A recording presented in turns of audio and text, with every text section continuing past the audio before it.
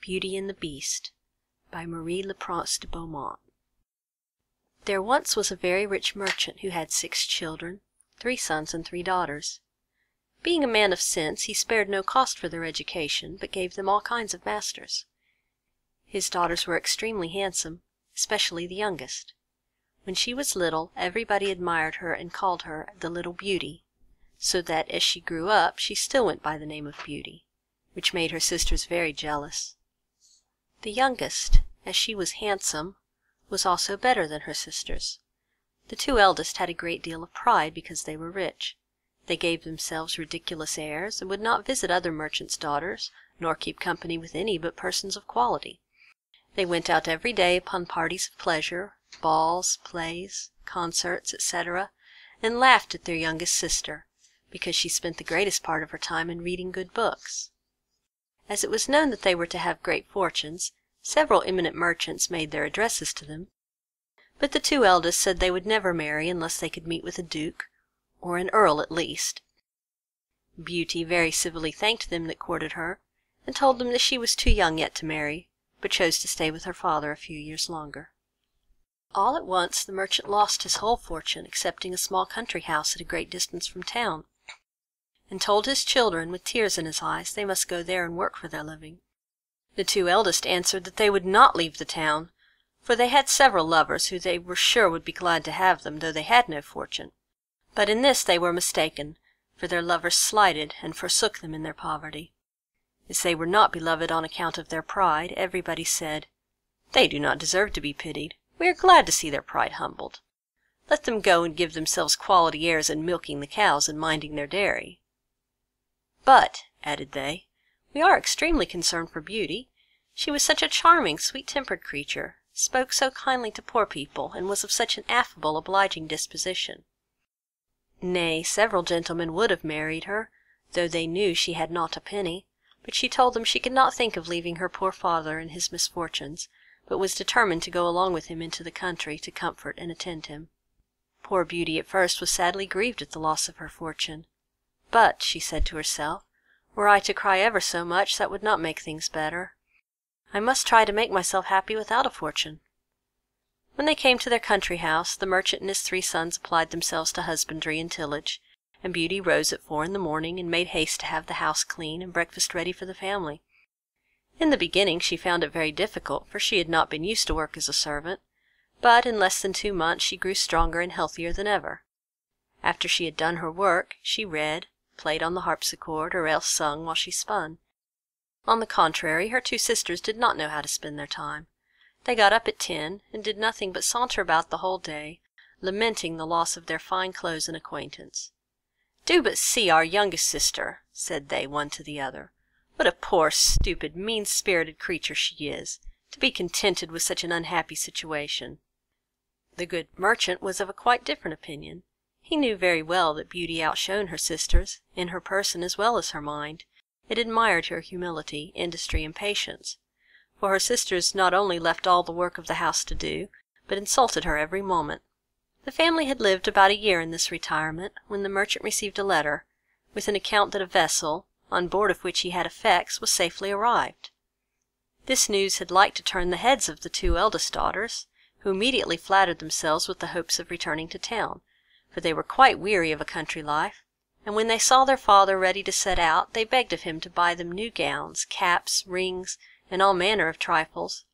But Beauty asked for nothing, for she thought to herself that all the money her father was going to receive would scarce be sufficient to purchase everything her sisters wanted.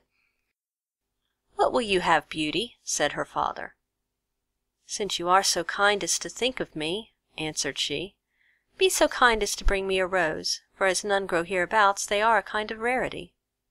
Not that Beauty cared for a rose, but she asked for something, lest she should seem by her example to condemn her sister's conduct, who would have said that she did it only to look particular. The good man went on his journey, but when he came there, they went to law with him about the merchandise, and after a great deal of trouble and pains to no purpose, he came back as poor as before. He was within 30 miles of his own house, thinking on the pleasure he should have in seeing his children again, when going through a large forest he lost himself. It rained and snowed terribly, Besides, the wind was so high that it threw him twice off his horse. And night coming on, he began to apprehend either being starved to death with cold and hunger, or else devoured by the wolves, whom he heard howling all around him, when, on a sudden, looking through a long walk of trees, he saw a light at some distance, and going on a little farther, perceived that it came from a palace illuminated from top to bottom. The merchant returned God thanks for this happy discovery, and hastened to the palace, but was greatly surprised at not meeting with anyone in the outcourts. His horse followed him, and, seeing a large stable open, went in, and finding both hay and oats, the poor beast, who was almost famished, fell to eating very heartily. The merchant tied him up to the manger and walked toward the house, where he saw no one, but entering into a large hall he found a good fire, and a table plentifully set out, with but one cover laid. As he was wet quite through with the rain and snow, he drew near the fire to dry himself. "I hope," said he, "the master of the house or his servants will excuse the liberty I take. I suppose it will not be long before some of them appear." He waited a considerable time, till it struck 11, and still nobody came. At last he was so hungry that he could stay no longer, but took a chicken and ate it in 2 mouthfuls, trembling all the while. After this he drank a few glasses of wine, and growing more courageous, he went out of the hall, and crossed through several grand apartments with magnificent furniture, till he came into a chamber which had an exceeding good bed in it, and as he was very much fatigued, and it was past midnight, he concluded it was best to shut the door, and go to bed. It was 10 the next morning before the merchant waked, and as he was going to rise, he was astonished to see a good suit of clothes in the room of his own, which were quite spoiled. "Certainly," said he, "this palace belongs to some kind fairy who has seen and pitied my distress." He looked through a window, but instead of snow saw the most delightful arbours, interwoven with the most beautiful flowers that ever were beheld. He then returned to the great hall where he had supped the night before, and found some chocolate ready made on a little table. "Thank you, good Madam Fairy," said he aloud, "for being so careful as to provide me a breakfast. I am extremely obliged to you for all your favours." The good man drank his chocolate, and then went to look for his horse, but passing through an arbour of roses he remembered Beauty's request to him, and gathered a branch on which were several. Immediately he heard a great noise, and saw such a frightful beast coming towards him that he was ready to faint away. "You are very ungrateful," said the beast to him in a terrible voice. "I have saved your life by receiving you into my castle, and in return you steal my roses, which I value beyond anything in the universe, but you shall die for it. I give you but a quarter of an hour to prepare yourself to say your prayers." The merchant fell on his knees and lifted up both his hands. "My lord," said he, "I beseech you to forgive me. Indeed, I had no intention to offend in gathering a rose for one of my daughters, who desired me to bring her one." "My name is not my lord," replied the monster, "but beast. I don't love compliments, not I. I like people should speak as they think, so do not imagine I am to be moved by any of your flattering speeches. But you say you've got daughters. I will forgive you on condition that one of them come willingly and suffer for you. Let me have no words, but go about your business, and swear that if your daughter refuse to die in your stead, you will return within 3 months." The merchant had no mind to sacrifice his daughters to the ugly monster, but he thought in obtaining this respite he should have the satisfaction of seeing them once more, so he promised upon oath he would return, and the beast told him he might set out when he pleased. "But," added he, "you shall not depart empty-handed. Go back to the room where you lay, and you will see a great empty chest. Fill it with whatever you like best, and I will send it to your home." And at the same time Beast withdrew. "Well," said the good man to himself, "if I must die, I shall have the comfort at least of leaving something to my poor children." He returned to the bedchamber, and finding a great quantity of broad pieces of gold, he filled the great chest the beast had mentioned, locked it, and afterwards took his horse out of the stable, leaving the palace with as much grief as he had entered it with joy. The horse, of his own accord, took one of the roads of the forest, and in a few hours the good man was at home.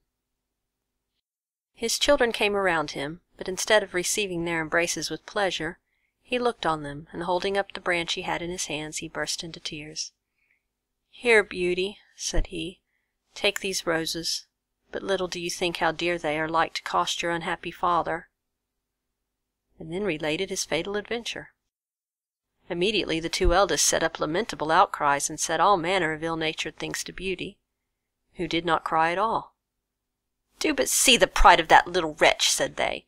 "She would not ask for fine clothes as we did, but no, truly, Miss wanted to distinguish herself, so now she will be the death of our poor father, and yet she does not so much as shed a tear." "Why should I?" answered Beauty. "It would be very needless, for my father shall not suffer upon my account. Since the monster will accept one of his daughters, I will deliver myself up to all his fury, and I am very happy in thinking that my death will save my father's life, and be a proof of my tender love for him." "No, sister," said her 3 brothers, "that shall not be. We will go find the monster, and either kill him or perish in the attempt." "Do not imagine any such thing, my sons," said the merchant. "Beast's power is so great that I have no hopes of your overcoming him. I am charmed with Beauty's kind and generous offer, but I cannot yield to him. I am old, and have not long to live, so can lose only a few years, which I regret, for your sakes alone, my dear children." "Indeed, father," said Beauty, "you shall not go to the palace without me. You cannot hinder me from following you." It was to no purpose. All they could say, Beauty still insisted on setting out for the fine palace, and her sisters were delighted at it, for her virtue and amiable qualities made them envious and jealous. The merchant was so afflicted at the thoughts of losing his daughter that he had quite forgot the chest full of gold. But at night, when he retired to rest, no sooner had he shut his chamber door than, to his great astonishment, he found the chest of gold by his bedside. He was determined, however, not to tell his children that he was grown rich, because they would have wanted to return to town, and he was resolved not to leave the country. But he trusted Beauty with the secret, who informed him that 2 gentlemen came in his absence and courted her sisters. She begged her father to consent to their marriage, and give them fortunes, for she was so good that she loved them, and forgave them heartily all their ill usage. These wicked creatures rubbed their eyes with an onion to force some tears when they parted with their sister, but her brothers were really concerned.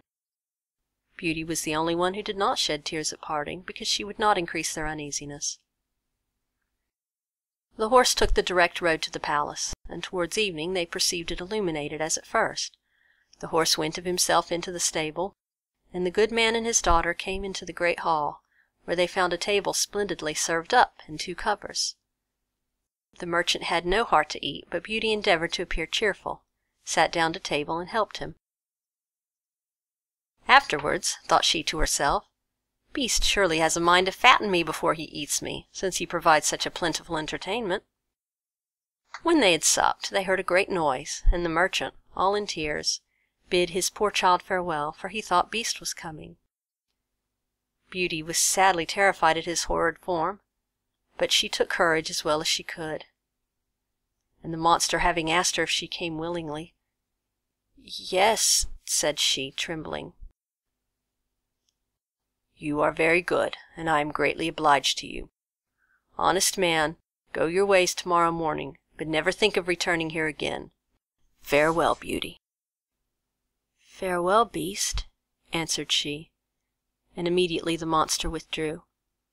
"Oh, daughter," said the merchant, embracing Beauty, "I am almost frightened to death. Believe me, you had better go back and let me stay here." "No, father," said Beauty in a resolute tone. "You shall set out tomorrow morning, and leave me to the care and protection of Providence." They went to bed, and thought they should not close their eyes all night, but scarce were they laid down than they fell fast asleep. And Beauty dreamed a fine lady came and said to her, "I am content, Beauty, with your good will. This good action of yours, in giving up your own life to save your father's, shall not go unrewarded." Beauty waked and told her father her dream, and though it helped to comfort him a little, yet he could not help crying bitterly when he took leave of his dear child. As soon as he was gone, Beauty sat down in the great hall, and fell a-crying likewise, but as she was mistress of a great deal of resolution, she recommended herself to God, and resolved not to be uneasy the little time she had to live, for she firmly believed Beast would eat her up that night. However, she thought she might as well walk about till then, and view this fine castle, which she could not help admiring.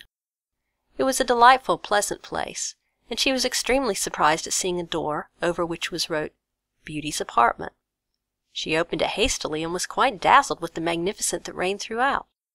But what chiefly took up her attention was a large library, a harpsichord, and several music books. "Well," said she to herself, "I see they will not let my time hang heavy on my hands for want of amusement."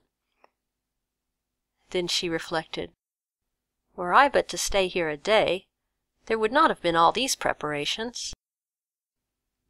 This consideration inspired her with fresh courage, and opening the library, she took a book and read these words in letters of gold: "Welcome, beauty, banish fear. You are queen and mistress here. Speak your wishes, speak your will. Swift obedience meets them still." "Alas," said she with a sigh, "there's nothing I desire so much as to see my poor father and to know what he's doing." She had no sooner said this, when, casting her eyes on a great looking-glass, to her great astonishment she saw her own home, where her father arrived with a very dejected countenance. Her sisters went to meet him, and, notwithstanding their endeavours to appear sorrowful, their joy, felt for having got rid of their sister, was visible in every feature. A moment after, everything disappeared, along with Beauty's apprehensions at this proof of Beast's complaisance. At noon she found dinner ready, and while at table was entertained with an excellent concert of music, though without seeing anybody. But at night, as she was going to sit down to supper, she heard the noise Beast made, and could not help being sadly terrified. "Beauty," said the monster, "will you give me leave to see you sup?"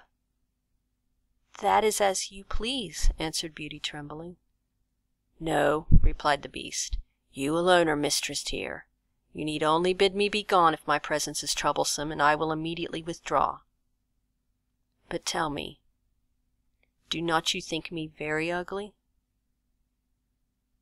"That is true," said Beauty, "for I cannot tell a lie, but I believe you are very good-natured." "So I am," said the monster, "but then, besides my ugliness, I have no sense. I know very well I am a poor, silly, stupid creature." "'Tis no sign of folly to think so," replied Beauty, "for never did a fool know this, or have so humble a conceit of his own understanding." "Eat then, Beauty," said the monster, "and endeavour to amuse yourself in your palace, for everything here is yours, and I should be very uneasy if you were not happy." "You are very obliging," answered Beauty. "I own I am pleased with your kindness, and when I consider that, your deformity scarce appears." "Yes, yes," said the Beast, "my heart is good, but still I'm a monster." "Among mankind," says Beauty, "there are many that deserve that name more than you, and I prefer you, just as you are, to those who, under a human form, hide a treacherous, corrupt, and ungrateful heart." "If I had sense enough," replied the Beast, "I would make a fine compliment to thank you, but I am so dull that I can only say, I am greatly obliged to you." Beauty ate a hearty supper, and had almost conquered her dread of the monster, but she had like to have fainted away when he said to her, "Beauty, will you be my wife?" She was some time before she durst answer, for she was afraid of making him angry if she refused. At last, however, she said, trembling, "No, Beast." Immediately the poor monster began to sigh and hissed so frightfully that the whole palace echoed. But Beauty soon recovered her fright, for Beast, having said, in a mournful voice, "Then farewell, Beauty," left the room, and only turned back now and then to look at her as he went out. When Beauty was alone, she felt a great deal of compassion for poor Beast. "Alas," said she, "'tis a thousand pities anything of so good-natured should be so ugly." Beauty spent 3 months very contentedly in the palace. Every evening Beast paid her a visit, and talked to her during supper, very rationally, with plain good common sense, but never with what the world calls wit. and Beauty daily discovered some valuable qualifications in the monster, and seeing him often had so accustomed her to his deformity that, far from dreading the time of his visit, she would often look on her watch to see when it would be 9, for the beast never missed coming at that hour. There was but one thing that gave Beauty any concern, which was, that every night, before she went to bed, the monster always asked her if she would be his wife. One day she said to him, "Beast, you make me very uneasy. I wish I could consent to marry you, but I am too sincere to make you believe that will ever happen. I shall always esteem you as a friend. Endeavor to be satisfied with this." "I must," said the beast, "for alas, I know too well my own misfortune. But then I love you with the tenderest affection. However, I ought to think myself happy that you will stay here. Promise me never to leave me." Beauty blushed at these words, for she had seen in her glass that her father had pined himself sick for the loss of her. She longed to see him again. "I could," answered she, "indeed promise never to leave you entirely, but I have so great a desire to see my father that I shall fret to death if you refuse me that satisfaction." "I'd rather die myself," said the monster, "than give you the least uneasiness. I will send you to your father, and you shall remain with him, and your poor beast will die with grief." "No," said Beauty, weeping, "I love you too well to be the cause of your death. I give you my promise to return in a week. You've shown me that my sisters are married, and my brother's gone to the army. Only let me stay a week with my father, as he is alone." "You shall be there tomorrow morning," said the beast, "but remember your promise. You need only lay your ring on the table before you go to bed, when you have a mind to come back. Farewell, Beauty." The beast sighed as usual, bidding her good night, and Beauty went to bed very sad, seeing him so afflicted. When she waked the next morning, she found herself at her father's, and having rang a little bell that was by her bedside, she saw the maid come, who, the moment she saw her, gave a loud shriek, at which the good man ran upstairs and thought he should have died with joy to see his dear daughter again. He held her fast, locked in his arms above a quarter of an hour. As soon as the first transports were over, Beauty began to think of rising, and was afraid she had no clothes to put on, but the maid told her that she had just found, in the next room, a large trunk full of gowns, covered with gold and diamonds. Beauty thanked good Beast for his kind care, and taking one of the plainest of them, she intended to make a present of the others to her sisters. She scarce had said so when the trunk disappeared. Her father told her that Beast insisted on her keeping them herself, and immediately both gowns and trunk came back again. Beauty dressed herself, and in the meantime they sent to her sisters, who hastened thither with their husbands. They were both of them very unhappy. The eldest had married a gentleman, extremely handsome indeed, but so fond of his own person that he was full of nothing but his own dear self, and neglected his wife. The second had married a man of wit, but he only made use of it to plague and torment everybody, and his wife most of all. Beauty's sisters sickened with envy when they saw her dressed like a princess, and more beautiful than ever, nor could all their obliging, affectionate behaviour stifle their jealousy, which was ready to burst when she told them how happy she was. They went down into the garden to vent it in tears, and said one to the other, "What is this little creature better than us that she should be so much happier?" "Sister," said the eldest, "a thought just strikes my mind. Let us endeavour to detain her above a week. Perhaps the silly monster will be so enraged at her for breaking her word that he will devour her." "Right, sister," answered the other. "Therefore we must show her as much kindness as possible." After they had taken this resolution, they went up and behaved so affectionately to their sister that poor Beauty wept for joy.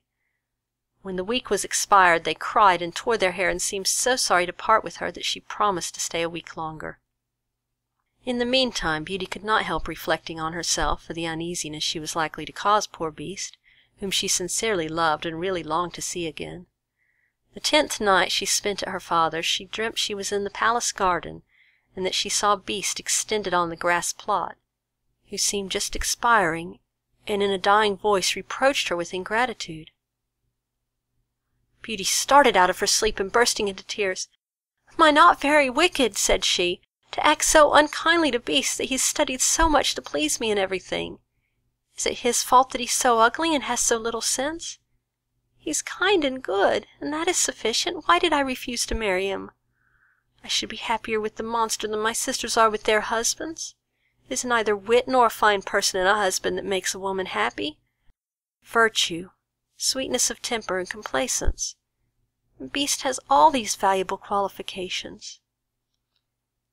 It is true I do not feel the tenderness of affection for him, but I find I have the highest gratitude, esteem, and friendship, and I will not make him miserable. Were I to be so ungrateful, I should never forgive myself. Beauty, having said this, rose, put her ring on the table, and then laid down again. Scarce was she in bed before she fell asleep, and when she waked the next morning she was overjoyed to find herself in the Beast's palace. She put on one of her richest suits to please him, and waited for evening with the utmost impatience. At last the wished-for hour came. The clock struck 9. Yet no Beast appeared. Beauty then feared she had been the cause of his death. She ran crying and wringing her hands all about the palace, like one in despair. After having sought for him everywhere, she recollected her dream, and flew to the canal in the garden where she dreamt she saw him. There she found poor Beast stretched out, quite senseless, and, as she imagined, dead. She threw herself upon him without any dread. Finding his heart beat still, she fetched some water from the canal and poured it on his head. Beast opened his eyes and said to Beauty, "You forgot your promise, and I was so afflicted for having lost you that I resolved to starve myself. But since I have the happiness of seeing you once more, I die satisfied." "No, dear Beast," said Beauty, "you must not die. Live to be my husband. From this moment I give you my hand, and swear to be none but yours.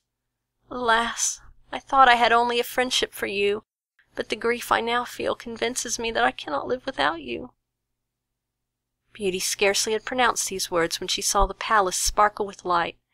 Fireworks, instruments of music, everything seemed to give notice of some great event, but nothing could fix her attention. She turned to her dear Beast, for whom she trembled with fear, but how great was her surprise! Beast had disappeared, and she saw at her feet one of the loveliest princes that I ever beheld, who returned her thanks for having put an end to the charm under which he had so long resembled a beast. Though this prince was worthy of all her attention, she could not forbear asking where Beast was. "You see him at your feet," said the prince. "A wicked fairy had condemned me to remain under that shape till a beautiful virgin should consent to marry me. The fairy likewise enjoined me to conceal my understanding. There was only you in the world generous enough to be won by the goodness of my temper, and in offering you my crown I can't discharge the obligations I have to you." Beauty, agreeably surprised, gave the charming prince her hand to rise. They went together into the castle, and Beauty was overjoyed to find in the great hall her father and his whole family, whom the beautiful lady that had appeared to her in her dream had conveyed thither. "Beauty," said this lady, "come and receive the reward of your judicious choice. You have preferred virtue before either wit or beauty, and deserve to find a person in whom all these qualifications are united. You are going to be a great queen. I hope the throne will not lessen your virtue or make you forget yourself."